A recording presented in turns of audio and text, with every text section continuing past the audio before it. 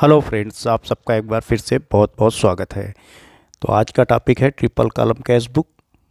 Triple column cash book को बनाने से पहले कैश बुक के बेसिक रूल्स को जानते हैं। पहले आइए समझते हैं कैश बुक के बेसिक रूल्स क्या होते हैं। तो पहला रूल होता है कि कैश ट्रांजैक्शंस को ही कैश बुक में रिकॉर्ड करेंगे, क्रेडिट ट्रांजैक्शंस को कैश बुक में रिकॉर्ड नहीं करेंगे। पहला रूल तो ये। दूसरा रूल है कि सभी प्रकार की रिसीप्ट्स और पेमेंट को रिकॉर्ड किया जाएगा, चाहे वह प्रीवियस ईयर का कोई रिसीप्ट हो या पेमेंट हो, करेंट ईयर का हो या कोई एडवांस हो। किसी भी तरीके की कोई रिसीप्ट्स होगी या कोई पेमेंट होगा उसको कैश बुक में रिकॉर्ड किया जाएगा। यदि कैश रिसीव हो रही है बिजनेस में, अब दो तरीके से कैश रिसीव्स हो सकती है। या तो कैश फिजिकल रूप में आ सकती है या फिर बैंक में जा सकती है, बैंक अकाउंट में चेक के माध्यम से, या कैश डिपॉजिट करा दिया किसी पार्टी ने। तो जब भी कैश रिसीव होगी, तो अगर बैंक रिसीव कर रहा है कैश को, तो रिसीव साइड में बैंक वाले कॉलम में, डेबिट साइड में उसको रिकॉर्ड कर देंगे। अगर कैश डायरेक्ट आ रही है तो कैश वाले कॉलम में उसको रिकॉर्ड कर देंगे। इसी तरीके से कैश का अगर पेमेंट हो रहा है, अगर बैंक के थ्रू पेमेंट हो रहा है तो बैंक वाले कॉलम में रिकॉर्ड कर देंगे, और अगर कैश पेमेंट हो रहा है तो कैश वाले कॉलम में उसको रिकॉर्ड कर देंगे। कंट्रा एंट्री के भी बारे में थोड़ा सा समझ लेते हैं। कैश डिपॉजिटेड इनटू बैंक, अगर कैश बैंक में जमा किया जा रहा है तो क्या जनरल एंट्री बनाएंगे, बैंक अकाउंट को डेबिट करते हैं और कैश अकाउंट को कर देते हैं क्रेडिट। तो यहाँ पर देखो, बैंक अकाउंट भी इसमें इन्वॉल्व हो रहा है और कैश अकाउंट भी इन्वॉल्व हो रहा है। तो जहाँ पर कैश डिपॉजिट किया जाएगा बैंक में, तो उसको बैंक वाले कॉलम में भी रिकॉर्ड करेंगे और कैश वाले कॉलम में भी रिकॉर्ड करेंगे। कैसे करेंगे? रिसीप्ट साइड में बैंक वाले कॉलम में उसको रिकॉर्ड करेंगे और इधर पेमेंट साइड में कैश वाले कॉलम में रिकॉर्ड करेंगे। तो इस तरीके का जो भी ट्रांजैक्शन होगा जहाँ पर कैश को बैंक में डिपॉजिट किया जाएगा, तो वो दोनों कॉलम में रिकॉर्ड किया जाएगा, बैंक वाले में भी और कैश वाले कॉलम में भी। तो जो ट्रांजैक्शन दोनों कॉलम में रिकॉर्ड किया जाता है उसको बोलते हैं कंट्रा एंट्री। इस तरीके की जो भी एंट्री होगी वो होगी कंट्रा एंट्री। इसी तरीके से जब कैश बैंक से निकाला जाएगा, विड्रॉ किया जाएगा कैश का, तो क्या जनरल एंट्री बनाएंगे? कैश अकाउंट को डेबिट करेंगे, क्योंकि बिजनेस में कैश आएगी। पेमेंट कौन कर रहा है? बैंक कर रहा है पेमेंट, तो इसलिए बैंक अकाउंट को कर देंगे क्रेडिट।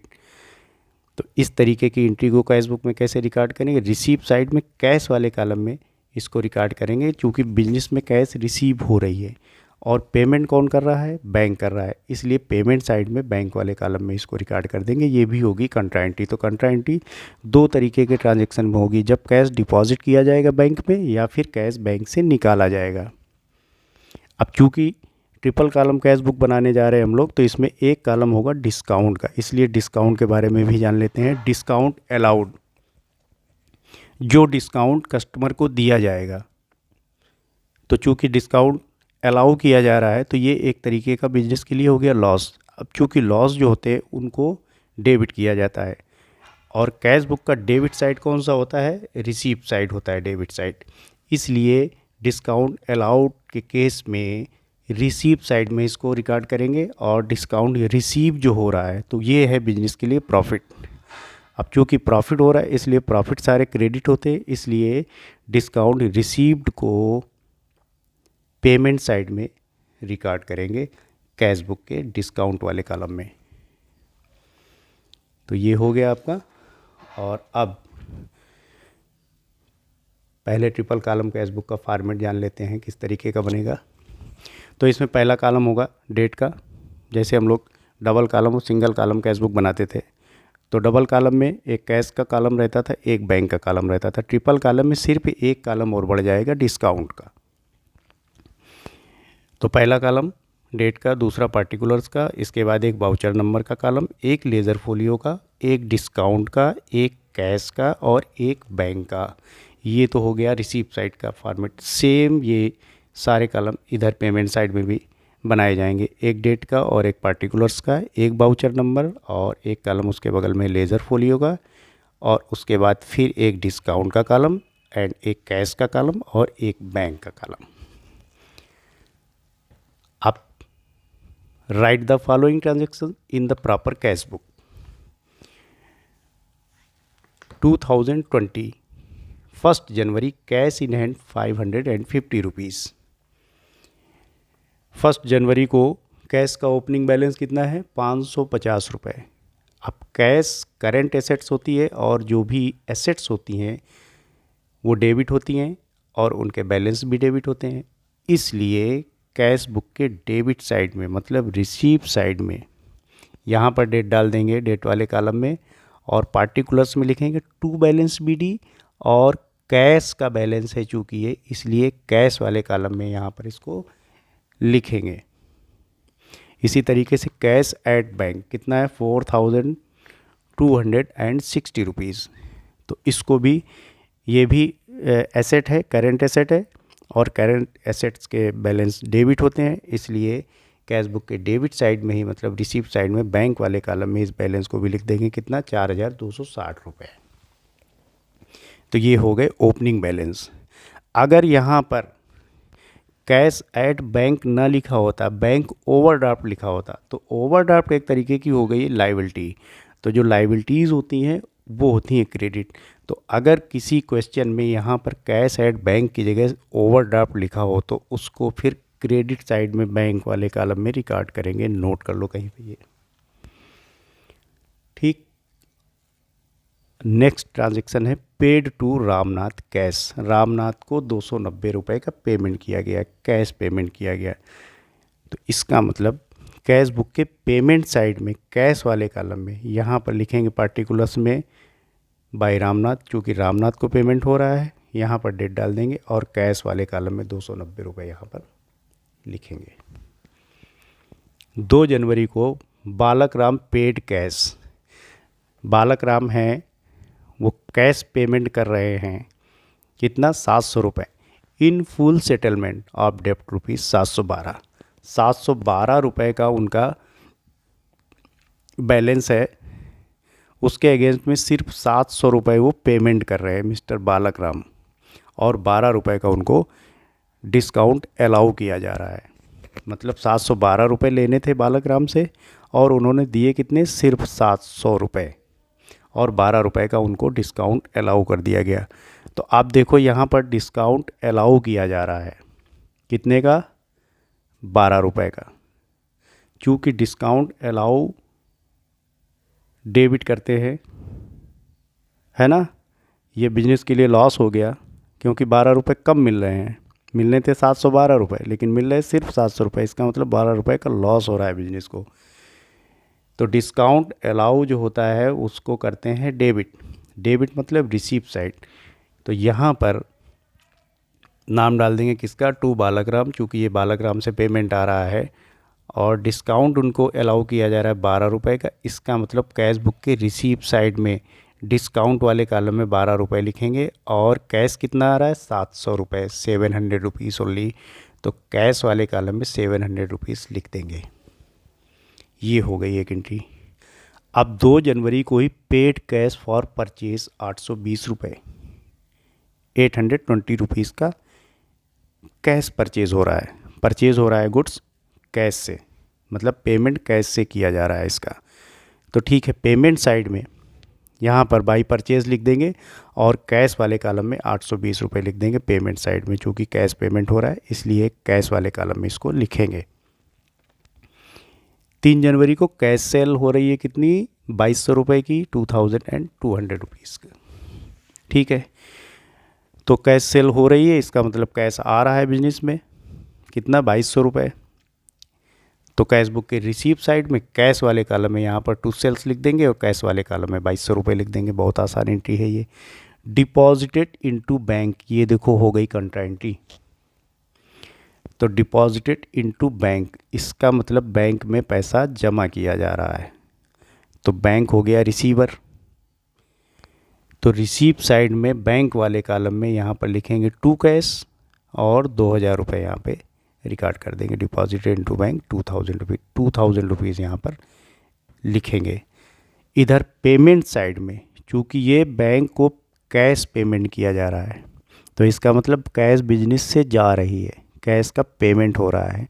तो यहाँ पर पेमेंट साइड में बाय बैंक लिखेंगे क्योंकि ये पेमेंट हो रहा है बैंक को, और कैश वाले कॉलम में 2,000 रुपये यहाँ पे लिख देंगे, 2,000 रुपीज़। ये हो गई कंट्रा एंट्री, यहाँ सी लिखेंगे, वहाँ पर भी सी लिख देंगे।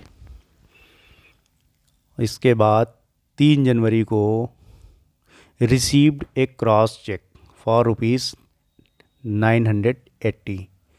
किससे? मदन लाल से। इन डिस्चार्ज ऑफ डेप्ट ऑफ ₹1,000।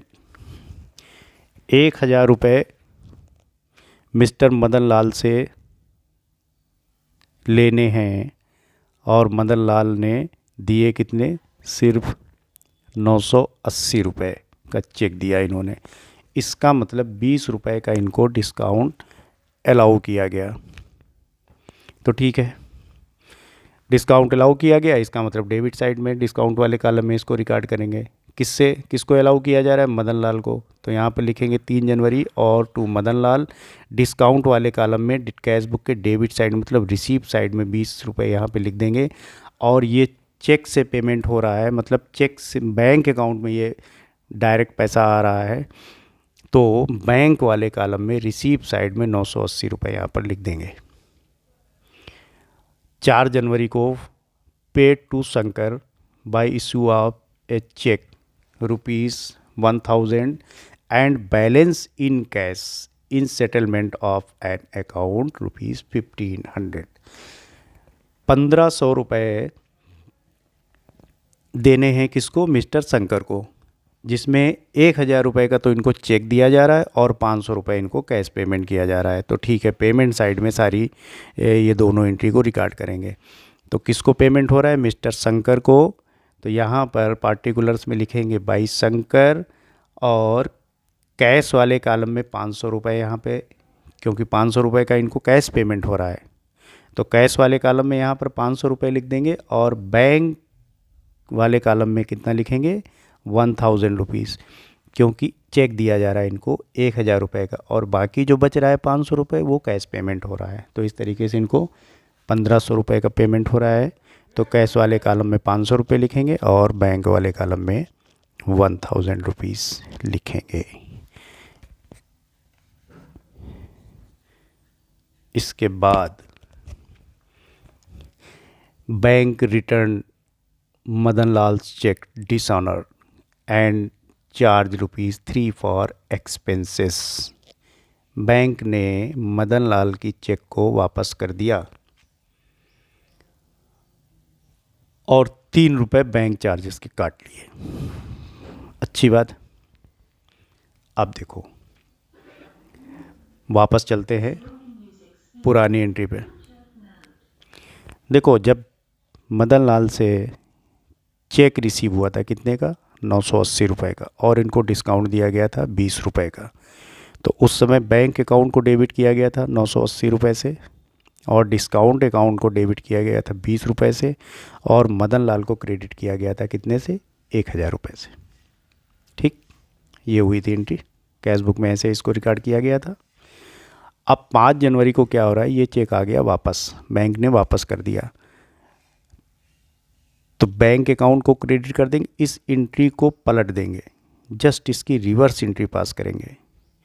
तो बैंक यहाँ पर डेबिट हुआ था 980 रुपये से, अब यहाँ पर बैंक को क्रेडिट कर देंगे कितने से? 980 रुपये। तो वो जितने से डेबिट किया गया था प्लस 3 रुपये बैंक ने और काट लिए, ये बैंक चार्जेस के नाम से। लेकिन ये 3 रुपये कौन बियर करेगा? ये मिस्टर मदन लाल के खाते में जुड़ेंगे, क्योंकि ये 3 रुपये भी मदन लाल से अब वसूल किए जाएंगे फ्यूचर में। तो इसलिए बैंक अकाउंट को 983 रुपये से क्रेडिट किया जाएगा, और ये जो डिस्काउंट इनको अलाउ किया गया था, इस डिस्काउंट को कैंसिल कर दिया जाएगा। तो कैंसिल करने के लिए क्या करेंगे? एक बार इसको डेबिट किया था और अब कर देंगे क्रेडिट 20 रुपये से। तो यहाँ पर टू डिस्काउंट लिखेंगे और 20 रुपये से इसको क्रेडिट कर देंगे। तो जो फाइनल एंट्री हो रही है, तो मदन लाल अब डेबिट हो रहा है कितने से? 1,003 रुपये से, और बैंक अकाउंट क्रेडिट हो रहा है 983 रुपये से, और डिस्काउंट क्रेडिट हो रहा है कितने? 20 रुपये से। अब इसको कैश बुक में रिकॉर्ड करो। तो यहाँ पर देखो बैंक अकाउंट क्रेडिट हो रहा है कितने से, 983 रुपये से। इसका मतलब पेमेंट साइड में, क्रेडिट साइड में बैंक अकाउंट बैंक वाले कॉलम में यहाँ पर लिखेंगे 983 रुपये, यहाँ तो मदन लाल का नाम डाल देंगे। और 20 रुपये भी क्रेडिट हो रहा है ये डिस्काउंट के रूप में, तो डिस्काउंट वाले कॉलम में 20 रुपये यहाँ पर क्रेडिट वाले साइड में लिख देंगे। क्रेडिट साइड मतलब पेमेंट साइड में। ये हो गई एंट्री। इसके बाद आगे बढ़ते हैं। आगे का ट्रांजैक्शन क्या है, पेड टू मोहन कैश कितना 995 and discount receive 5 rupees. Mohan को पेमेंट किया गया 995 रुपये का और डिस्काउंट रिसीव हो रहा है 5 रुपये। तो ठीक है भाई, मोहन को पेमेंट कर दो। तो पेमेंट साइड में इसकी एंट्री हो रही है, इसको रिकॉर्ड करेंगे। क्योंकि कैश पेमेंट हो रहा है इसलिए कैश वाले कॉलम में 995 रुपये यहाँ पर लिखेंगे और डिस्काउंट मिल रहा है कितना 5 रुपये का। तो चूँकि डिस्काउंट रिसीव हो रहा है इसलिए इसका मतलब डिस्काउंट अकाउंट क्रेडिट हो रहा है, तो क्रेडिट साइड में, पेमेंट साइड में, इसलिए इसको लिखा गया है 5 रुपये। और विड्रॉ कैश फ्रॉम बैंक 5 जनवरी को फॉर ऑफिस यूज़ कितना 1000 रुपये। 1000 रुपये बैंक से निकाले जा रहे हैं किस काम के लिए, ऑफिस के खर्चे के लिए, ऑफिस के यूज़ के लिए। तो ये बनेगी कंट्रा एंट्री। तो बैंक से निकाला जा रहा है, इसका मतलब कैश आ रहा है बिजनेस में, तो रिसीव साइड में कैश वाले कॉलम में टू बैंक लिखेंगे, 1000 रुपये लिख देंगे। इधर पेमेंट साइड में बैंक वाले कॉलम में 1000 रुपये लिख देंगे। ये हो गई कंट्रा एंट्री। इसके बाद कैश सेल है कितनी 555 रुपये की। तो ठीक है, कैश सेल है तो कैश वाले कॉलम में रिसीव साइड में इधर 555 लिख देंगे, यहाँ पे लिखेंगे टू सेल्स अकाउंट। और इसके बाद है purchase machinery worth ₹7,500 payment being made by cheque. Cheque से पेमेंट किया गया, एक मशीन परचेज़ की गई कितने की 7,500 रुपये की। तो इसका मतलब बैंक वाले कॉलम में पेमेंट साइड में यहाँ पर लिखेंगे बाई मशीनरी अकाउंट और बैंक वाले कॉलम में 7,500 रुपये लिख देंगे। इधर क्या हो रहा है, 6 जनवरी को ही पेड कैश टू पेटी कैशियर फॉर पेटी एक्सपेंसेस। पेटी एक्सपेंसेस के लिए पेटी कैशियर को 150 रुपये का कैश पेमेंट किया गया है। तो ठीक है, कैश वाले कॉलम में लिख दो इसको पेमेंट साइड में कितना, यहाँ पर लिख दो पेटी कैश अकाउंट और कैश वाले कॉलम में 150 रुपये लिख दो। और 6 जनवरी को ही withdraw cash from bank for personal use. ये है ड्राइंग, पर्सनल यूज़ के लिए ऑनर ने कैश निकाल लिया कहाँ से, बैंक से। ठीक है, तो बैंक के पेमेंट साइड में 655 रुपये यहाँ पर रिकॉर्ड कर दो, यहाँ पर लिख दो बाई ड्राइंग। इसके बाद निकाल लेते हैं बैलेंस। देखो डिस्काउंट का बैलेंस नहीं निकाला जाता है, तो डिस्काउंट वाले कॉलम का टोटल कर दो, यहाँ पे लिख दो। इधर पेमेंट साइड में भी जो भी डिस्काउंट आया उसको आप टोटल करके यहाँ पे लिख दो। ठीक है, अब कैश का बैलेंस निकालो। तो 550 रुपये ये था और उसके बाद इसी तरीके से और आ गया पैसा कितना 5,005 रुपये आ गया। और ये जितना भी पेमेंट हो रहा है कैश का, इस सब को जोड़ के इसमें माइनस कर दोगे तो ये कैश का बैलेंस आ जाएगा। बैलेंस सीडी लिख के यहाँ पर कैश वाले कॉलम में 250 रुपये लिख दो। बैंक में थोड़ा चेंज हो रहा है मामला, क्योंकि बैंक में पैसा कम आया है, खर्च ज़्यादा हो गया। इसका मतलब ये हो गया बैंक ओवरड्राफ्ट, ये ओडी हो गया। तो ठीक है, बैंक के पेमेंट साइड का टोटल करो कितना है 11,938 और रिसीव साइड का टोटल करो। इस टोटल को इसमें से माइनस कर देंगे तो कितना आ जाएगा 4,698 रुपये। ये बैंक का क्रेडिट बैलेंस हो गया। तो इधर रिसीव साइड में टू बैलेंस सीडी लिखेंगे और 4,698 रुपये लिख देंगे। इसके बाद 7 जनवरी को ये बैलेंस जब लेके आएंगे तो यहाँ पर कैश वाला चूँकि डेबिट बैलेंस है इसलिए कैश के डेबिट साइड में यहाँ पर लिख देंगे 250 रुपये। और ये बैंक का क्रेडिट बैलेंस हो गया है, ये बैंक ओवरड्राफ्ट हो गया है, ये लाइबिलिटी हो गई, पैसा कम था बैंक में, निकाल ज़्यादा लिया गया, तो इसलिए इसको क्रेडिट साइड में लिखेंगे 4,698 रुपये। तो ट्रिपल कॉलम कैश बुक के बारे में आप लोगों ने जान लिया है। एक बार फिर से इसको इस तरीके की जो भी ट्रांजैक्शन हो उनको बना के देखना cash book, triple column cash book. अगर कुछ समझ में नहीं आए तो कमेंट करना, इसके बाद भी समझ में नहीं तो इस वीडियो को दोबारा से देख लेना। तो मिलते हैं नेक्स्ट वीडियो में, तब तक के लिए bye bye and take care.